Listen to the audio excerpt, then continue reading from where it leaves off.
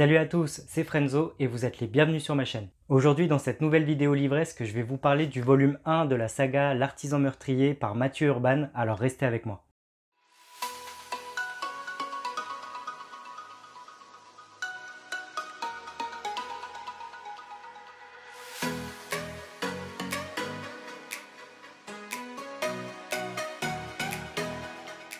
L'artisan meurtrier volume 1 est un roman que vous retrouverez en auto-édition et comme je le disais en intro de cette vidéo, on doit ce roman à Mathieu Urban. Sachez que l'auteur est disponible sur les réseaux sociaux et qu'il est vraiment très investi dans cette saga L'artisan meurtrier. Il vient d'ailleurs de publier son deuxième roman, L'Odyssée de Youssef, que vous retrouverez en barre d'infos de cette vidéo. Un personnage qui est issu justement de l'artisan meurtrier, il apparaît furtivement dans ce premier tome et il consacre du coup tout un nouvel univers, tout un livre sur ce personnage et on reste du coup dans le même thème, ce qui est plutôt bien. Car l'univers de cette saga, l'artisan meurtrier, il est tellement vaste, il est riche, il est si riche qu'il y a plein de choses à raconter et l'auteur s'en sort magistralement. Pour être tout à fait honnête avec vous, j'ai eu un véritable coup de cœur pour ce premier tome, ce premier volume de l'artisan meurtrier, pour bien des points que je vais vous expliquer au fur et à mesure de cette vidéo, notamment dans la partie conclusion. Et avant de commencer, sachez d'abord que l'auteur s'est investi corps et âme dans cette saga, et quand je dis ça, je pèse mes mots. Boutique en ligne avec plein de goodies, audiobooks, jeux vidéo, musique, figurines, bref, j'en passe. C'est tout un univers qu'il a créé à lui tout seul, parfois en faisant appel à d'autres personnes, notamment des personnes de sa famille, et c'est juste fabuleux. J'ai rarement vu quelqu'un d'aussi investi dans son œuvre, notamment en auto-édition, et franchement ça force le respect et en plus c'est vraiment très bien fait. Donc si vous ne connaissez pas encore l'univers de l'auteur Mathieu Urban et de l'artisan meurtrier, filez vite sur les réseaux sociaux, allez découvrir tout ça, franchement ça vaut vraiment le coup. Comme d'habitude, en barre d'infos de cette vidéo, vous aurez tous les liens pour retrouver l'auteur sur les réseaux sociaux et pour vous procurer son roman si celui-ci vous donne envie. En parlant de ça, il est temps de vous donner un petit résumé de l'artisan meurtrier sans divulgacher. L'artisan meurtrier, comme je le disais, c'est un premier volume d'une grande saga en devenir, et nous sommes ici dans de la pure fantasy. De la pure fantasy, oui, mais pas que. On frôle un petit peu la dark fantasy, l'heroic fantasy. Il y a beaucoup d'humour, beaucoup d'action. Il y a pas mal de sang, de répliques cinglantes. Il y a pas mal d'émotions, un petit côté même science-fiction.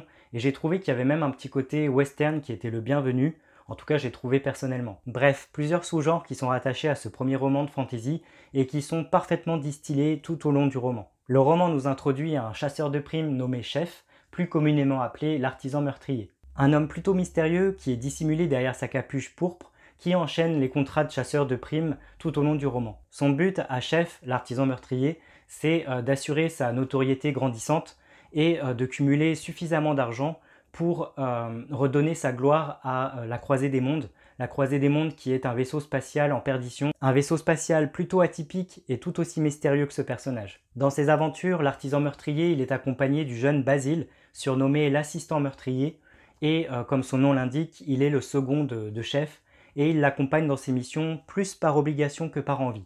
Le jeune Basile est un néanticien vraiment très doué, c'est-à-dire qu'il a la maîtrise parfaite des voyages dans le néant, des voyages qui permettent de se téléporter d'un point A à un point B en seulement quelques secondes, d'un lieu à un autre, d'une planète à une autre. Et c'est vraiment pour ça que l'artisan meurtrier a choisi Basile, parce qu'il a cette faculté de pouvoir créer des vortex, des sortes de vortex, qui peuvent les mener d'un endroit à un autre, ce qui est plutôt pratique dans leur mission de chasseur de primes. Les deux hommes sont donc amenés à voyager dans pas mal d'endroits différents, et on se rend compte que plus ils acceptent en fait des missions de chasseur de primes, plus toutes ces missions vont les mener à un point de non-retour et que celles-ci vont également les faire évoluer progressivement. Quel est le point central de toutes ces missions?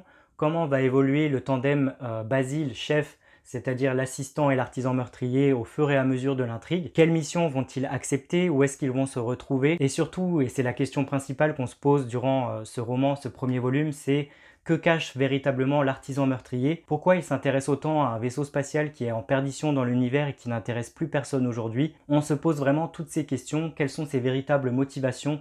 Pourquoi il fait tout ça? Pourquoi il enchaîne les contrats? Qu'est-ce qu'il cache véritablement? Ce sont là toutes les questions que l'on se pose durant notre lecture. Je vous invite donc à acheter ce premier roman pour en découvrir plus. Maintenant, et comme d'habitude, vous le savez, je vais divulgacher un petit peu l'intrigue.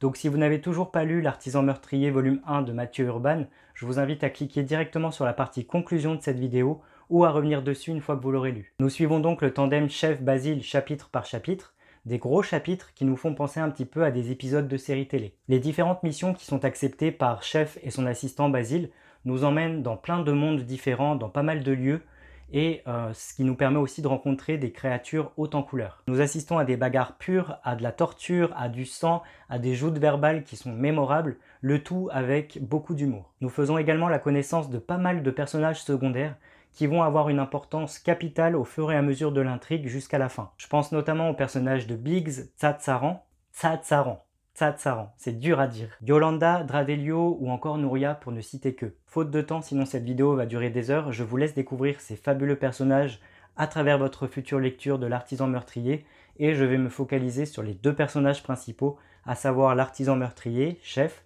et son assistant Basile. Car il y a vraiment beaucoup de choses à dire sur ces deux personnages principaux et que leur évolution par rapport à l'intrigue est juste phénoménale. Au début du roman, on nous présente justement le personnage de chef, l'artisan meurtrier, qui est un personnage plutôt froid, plutôt mystérieux. Il est considéré comme un homme implacable, sans foi ni loi, et malgré tout avec une certaine prestance. Et ce mot-là, la prestance, il caractérise plutôt bien l'artisan meurtrier, qui est un personnage plutôt narcissique, qui adore jouer de son image, il adore savoir ce qu'on pense de lui, qu'on parle de lui en bien ou en mal, il s'en fiche du moment qu'on parle de lui. Il a vraiment ce petit melon par rapport à ça, c'est-à-dire qu'il pense vraiment avant et pour toute chose à sa notoriété et à sa réputation. Malgré son look badass dissimulé derrière sa cape et sa capuche pourpre, ses armes, sa répartie légendaire, sa faculté à bien se battre, etc. Derrière cette prestance, derrière ce masque, il y a en fait un homme au visage plus ou moins défiguré, avec des cicatrices et des yeux robotisés de couleur rouge. Bref, un homme plutôt laid. Pour l'artisan meurtrier, chef, seul l'argent que va lui rapporter les contrats qu'il accepte compte. Comme je le disais au début de cette vidéo, l'artisan meurtrier, son objectif principal, c'est de redonner sa gloire à un vaisseau spatial nommé à la croisée des mondes.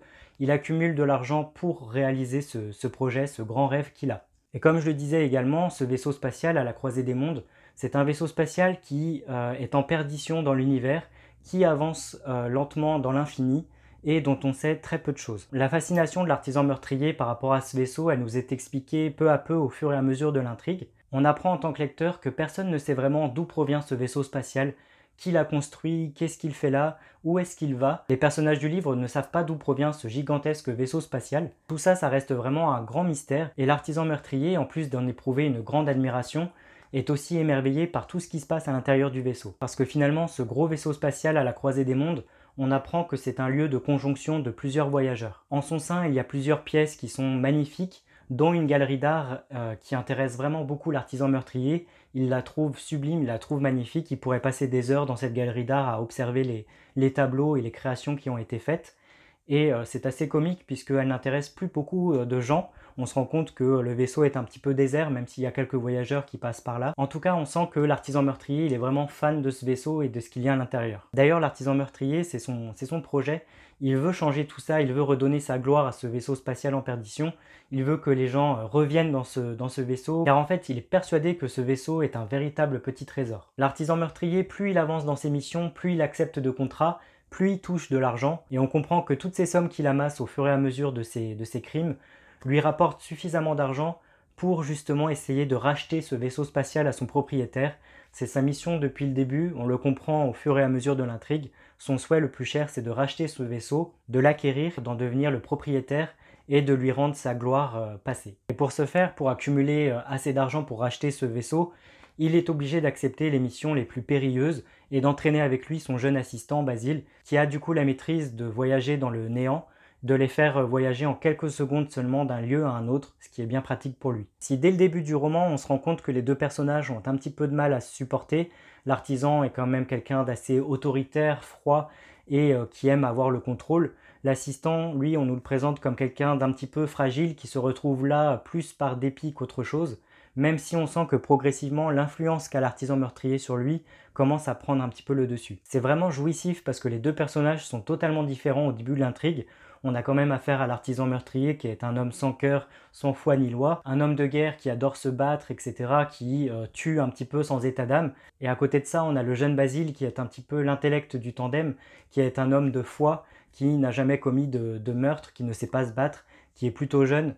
Et c'est assez drôle de voir la différence entre ces deux personnages. Et pourtant, comme je le disais, au fur et à mesure de l'intrigue, même s'ils ne sont pas amis, Chef et Basile vont se rapprocher, et encore une fois, l'artisan meurtrier va avoir une influence assez considérable sur son jeune assistant, qui va avoir une évolution assez folle, assez incroyable dans ce premier tome. Le tandem ô combien différent au début du livre va progresser en même temps au fur et à mesure des chapitres. Ils vont apprendre peu à peu à se connaître, à se faire confiance, et finalement une véritable amitié va naître entre ces deux hommes totalement différents à la base. Une amitié vraiment touchante et profonde qui va littéralement les redéfinir à la fin du roman. C'est d'ailleurs ce que j'ai préféré dans ce premier volume de l'Artisan meurtrier, cette relation entre Chef et Basile qui est extrêmement bien travaillée du début à la fin, qui est progressive comme il le faut et qui est juste hyper touchante, hyper poignante.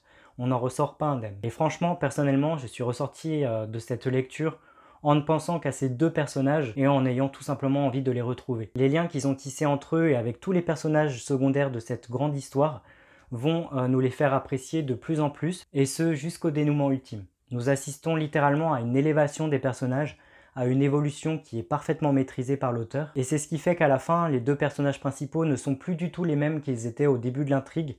On a donc une marge de progression qui est folle, qui encore une fois, d'un point de vue littéraire, est juste formidable. À la fin du roman, Basile, qui pour moi a eu la meilleure évolution dans ce roman, est devenu un homme sûr de lui, réfléchi, courageux, très vif d'esprit, et en plus de ça, il a acquis cette répartie de l'artisan meurtrier qui a un petit peu découlé sur lui, ce qui est plutôt jouissif. Tandis que l'artisan meurtrier, Chef, lui, de son côté, s'ouvre petit à petit, alors vraiment doucement, mais s'ouvre un petit peu, montre un peu plus ses émotions, notamment à la fin, ce qui est remarquable de la part de ce personnage plutôt froid, plutôt réservé, qui normalement ne montre vraiment rien de ses émotions.